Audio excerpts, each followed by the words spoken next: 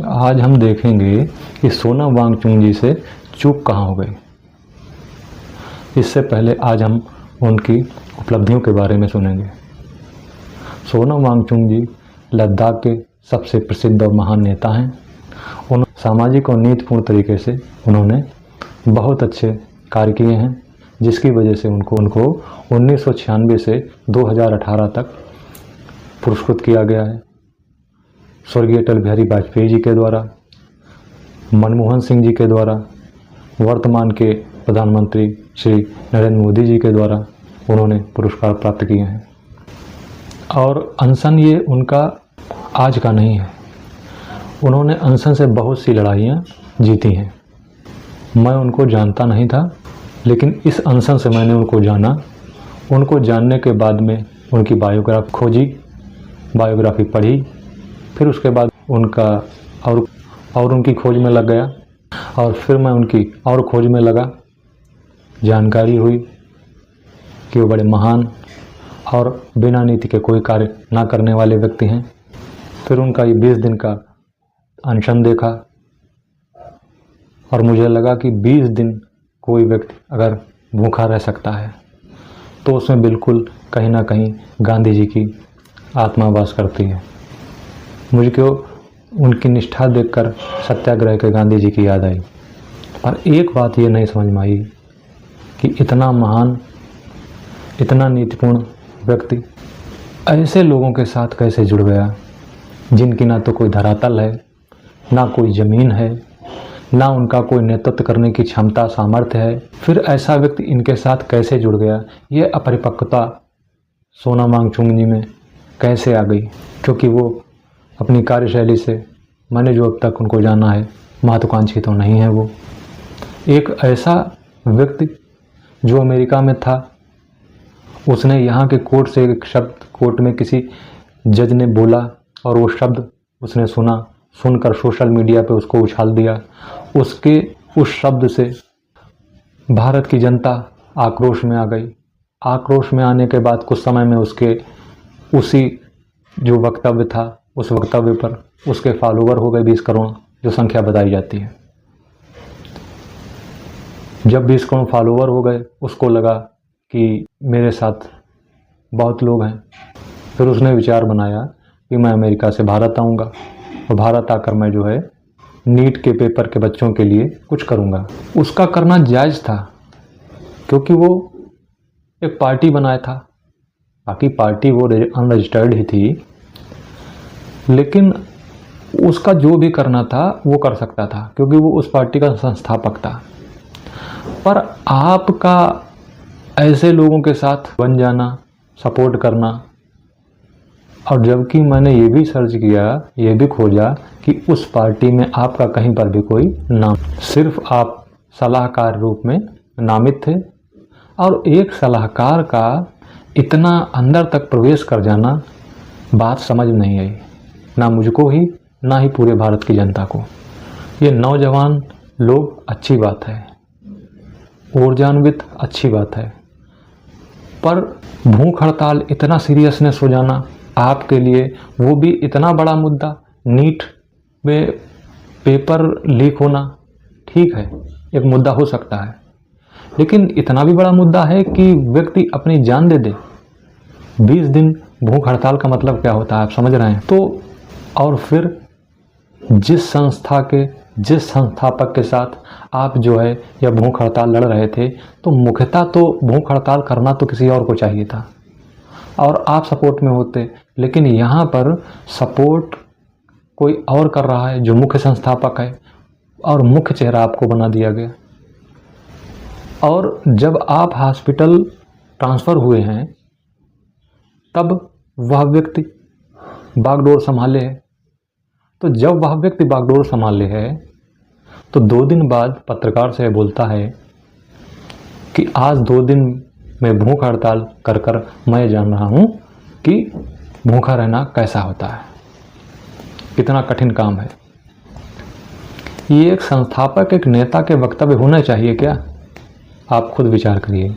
और ठीक 2 दिन बाद जब वो भूख हड़ताल की बात कहता है, और उसके बाद ही वो भूख हड़ताल को ख़त्म भी कर देता है, ये बताकर कि वांगचुंग जी अंदर से बोले हैं हॉस्पिटल से, अपनी पत्नी से कहलवाया है कि भूख हड़ताल आप ख़त्म कर दो।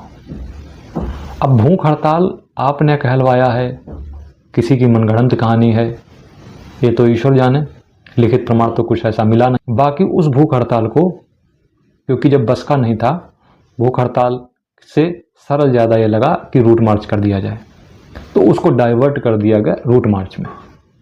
अब रूट मार्च के लिए शर्तें होती हैं, नियम होते हैं, कायदे होते हैं। और आप कहाँ जा रहे हैं? संसद। संसद की एक अपनी गरिमा है, देश में और देश के बाहर भी। पुलिस क्या करे, किसको जवाब दे? मान लीजिए आप रूट मार्च के लिए जा रहे हैं, आपके पास कोई अनुमति नहीं है, 163 लगती है जब संसद सत्र चलता है, 5 लोग की भीड़ से ज़्यादा अनुमति नहीं है एक साथ होने की, आप रूट मार्च निकाल दिए हो। अब रूट मार्च निकाल दिए हो, अनुमति है नहीं, पुलिस वाले क्या करें? आपकी भीड़ में अगर कोई ऐसे अराजक तत्व आ जाएं और वो संसद के नेता को कुछ हानि पहुंचा दें, उसकी जिम्मेवारी किसकी होगी? तब पुलिस वाले क्या करेंगे? किसको जवाब देंगे? और पुलिस में कोई छोटे बद की बात नहीं हो रही, यहाँ एसपी और डीएसपी और कमिश्नर और सचिव लेवल की बात हो रही। वो क्या जवाब देंगे? तो उनके पास कुछ हाथों में बचा है। तो नियमता आप लोग पुलिस को दोष दे रहे हैं, आप अपनी कमी नहीं जान रहे हैं, आप स्वयं मीडिया का कार्य कर रहे हैं अमेरिका में। आपको इतना नहीं ज्ञान है कि घर में रहने पर भी कुछ नियम कायदे होते हैं, और आप देश की जो सबसे बड़ी राजनीति है वहाँ पर आप ऐसे चले जाओगे, ये नियम का उल्लंघन कौन झेलेगा? और अकारण ना आप भूख हड़ताल कर पाए 2 दिन से ज़्यादा, और यहाँ पर लाठियाँ जो बरस रही हैं उसका मुख्य कारण जो है वो आप कोई नहीं समझ रहा कि कौन करवाए। अगर नियमता यही होता है ना कि एक ज्ञापन दिया जाता है, हम रूट मार्च निकालेंगे, वह रूट मार्च हमारा शांतिपूर्वक होगा, मुझको पुलिस की सहायता चाहिए, पुलिस का दल चाहिए, पुलिस का बल चाहिए, क्योंकि बीच में कोई ऐसी समस्या ना आए, मैं शांतिपूर्ण तरीके से अपना रूट मार्च निकालकर अपना जो भी पेपर्स हैं वो मैं सम्मिलित करूंगा इन नेताओं के पास। ये रूट मार्च होता है। आपने खेती को बना ली, तो फिर वैसा ही आपने पाया भी। तो मैं यहाँ पर सोनम वांगचुक जी के लिए कह रहा हूँ कि बेगानी शादी में अब्दुल्ला दीवाना वाली बात आपके साथ हो गई। आप कितने महान और दार्शनिक व्यक्ति होने के बावजूद आपने इतने नौसिखी और प्रोफेशनल लोगों के साथ आपने काम किया। ये नीट का पेपर और ये मंत्री को हटाना, ये आपके लिए ऊंट में जीरे की बात है। आप इतने साधारण तरीके के मुद्दे के लिए नहीं बने। आप में वो क्षमता है कि आप भारत के सिस्टम को हिला सकते हैं। आप उम्मीद नहीं कर सकते कि 20 दिन का उपवास सिर्फ जल पे बिरला ही कर सकता है, करोड़ों में कोई एक, सब नहीं, वो आप हैं। आप इन लोगों के साथ संगत में फंस गए, जिसकी वजह से आपकी जो पुरानी कार्यशैली है उस पर भी धब्बा लगने का डर है। इसलिए विचारणीय बात यह है कि मैं आपसे निवेदन करता हूं कि आप बड़े मुद्दे उठाइए। समाज में बहुत बड़े बड़े मुद्दे हैं, शिक्षा में भी बहुत से मुद्दे हैं। छोटे मतलब कम पैसा कमा रहा है आदमी, जिसकी तनख्वाह ही नहीं है, और वो चाहता है कि मेरा बच्चा बड़े अच्छे स्कूल में पढ़े, और वो सीबीएसई के, आईसीएसई के स्कूल की चपेट में आ गया है, और वहाँ पर फीस नहीं, डकैतियाँ हो रही हैं। और वो एक स्कूल नहीं,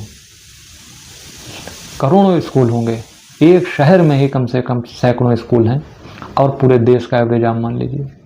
चलाइए मुद्दा, पूरा भारत का समाज आपके साथ होगा। आप सरकारी हॉस्पिटल की बीमारों के लिए कुछ तो करिए, वहाँ पर सुविधाएं क्या हैं, चलाइए, समाज से आपके साथ होगा। और मैं ये नहीं कहता हूँ कि अनशन भूख हड़ताल की करिए, नहीं, ये सबसे आखिरी ब्यौरा है, आखिरी चीज़ें हैं। इसको शुरुआत में करने से कोई लाभ नहीं। आप पहले समाज को गठित करिए, समाज को गठित करके फिर आप जब काम शुरू करोगे तो समाज आपका सपोर्ट करेगा। आधे समाज को मालूम ही नहीं है कि आप 20 दिन हो गया आपको क्यों भूख हड़ताल कर रहे हैं। है भी जानकारी है भी तो कितना मुख्य मामला है ये भी कोई जानकारी नहीं लोगों को। तो पहले समाज को अवगत कराइए कि इसमें हमें सपोर्ट चाहिए, कितना सपोर्ट है, लोग इसमें इच्छुक हैं कि नहीं। अब आपको मैं बता दूं, जिन लोगों के लिए आप इतना बड़ी लड़ाई लड़ रहे हैं वो ही लड़के आज नीट के पेपर की जो रिजल्ट आया है उसमें जो पास हो गए हैं वो खुशियां मना रहे हैं, जो फेल हो गए हैं अगले सत्र के लिए पढ़ाई में लग गए हैं। तो कौन है आपके साथ? वही सोशल मीडिया पर। सोशल मीडिया की कोई वैल्यू होती है क्या? वोट पड़ते हैं, सोशल मीडिया पर कोई नौकरी होती है, सोशल मीडिया पर कुछ विचार अपने प्रकट किए जाते हैं, सोशल मीडिया पर थोड़ा सा कुछ हल्का सा मीटिंग्स हो सकती हैं, लेकिन सोशल मीडिया का जो कोई एक सपोर्ट माने आप तो सपोर्ट कुछ नहीं होता है, नथिंग होता। आपको मैं सिखाऊं, ये वही बात हो गई कि सूरज को दीपक देना। लेकिन मुझे कुछ आपकी बात समझ नहीं आई, क्योंकि जिस हिसाब से आप हैं, जिस हिसाब से आपकी कार्यशैली है, उस हिसाब से आपने आपकी काम नहीं किया, और जिस हिसाब से काम हुआ है उस हिसाब से आप हैं नहीं। आपसे एक छोटे भाई के जरिए मैं आपसे यह निवेदन करता हूं कि आप में सत्याग्रही गांधी के आंदोलन की छवि है, आप इसको जाया मत जाने दीजिए। आप अगर भारत के सामाजिक मुद्दों को लेकर, हालांकि ये भी सामाजिक मुद्दा ही था, पर इतना पेचीदा बनाने की कोई आवश्यकता नहीं थी जितना पेचीदा शायद आपकी भूख हड़ताल ने इन लोगों की बेवकूफ़ी ने बना दिया। और चीज़ें होती हैं, 1.5 अरब का देश है। बात आपके सामने प्रस्ताव रखना चाहता हूँ, मान लीजिए कल को आपकी सरकार आ जाती है, 1.5 अरब का देश है ये। इस 1.5 अरब के देश में क्या आप सब कुछ सुव्यवस्थित कर लेंगे? क्या कुछ भी गलत नहीं होगा? आप वादा करेंगे? तो कहीं ना कहीं कुछ कमियां रहती हैं, उसके लिए आप जैसे महान नेता को आगे आना भी चाहिए।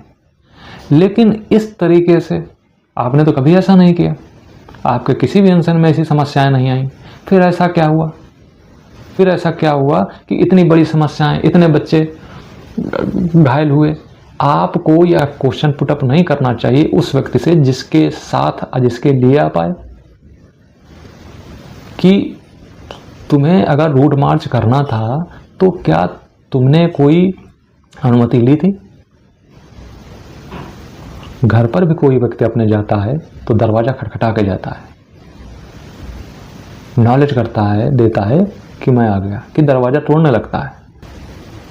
और मैं हाथ जोड़कर विनती करता हूँ नौजवानों से कि अपनी ऊर्जा को सही दिशा में लगाओ। अगर ऊर्जा ठीक दिशा में नहीं लगती है तो ये मान लीजिए कि चाहे घर हो और चाहे बाहर, दोनों ही जगह आपको अपमानित होना ही पड़ेगा। और शायद इसीलिए आपको संभालने के लिए न सरकार आई और ना ही विपक्ष। अब विपक्ष की बात मैं कह दूं तो विपक्ष आया है आपकी हड़ताल में नहीं, वो जब हिंसात्मक काम शुरू हुए उसमें प्रोपोगंडा रूप में आया है। तो ये स्थिति आपके साथ तो अपरिपक्वता की आशा नहीं रखता हूँ, और मैं आपके स्वास्थ्य की कामना करता हूँ ईश्वर से कि आप जल्दी स्वस्थ हों। धन्यवाद।